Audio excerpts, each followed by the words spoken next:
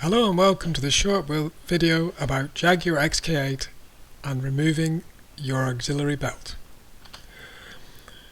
The auxiliary belt is the thing that drives all your auxiliary components off the crankshaft pulley in the bottom middle here.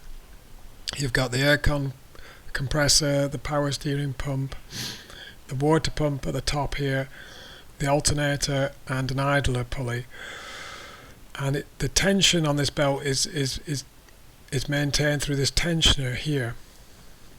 Now, in order to get the auxiliary belt off, you have to release the tension. You do this by putting a 15mm socket and bar on the actual pulley side of the tensioner and pulling back.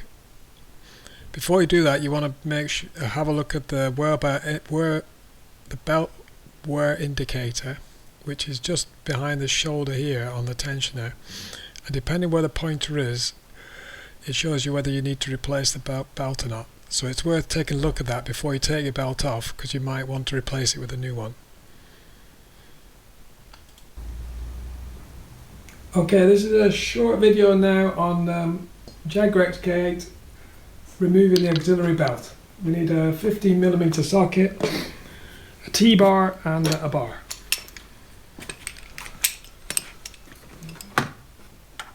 So we get we find the auxiliary belt tensioner is this here. Hopefully you can see it clearly. It's a 15mm bolt. We put that on the actual wheel side of the tensioner, and then basically with the bar, zoom out a bit on it, you just pull the bar anti-clockwise, you release the tension off the belt, you can see here, and just pull the belt off.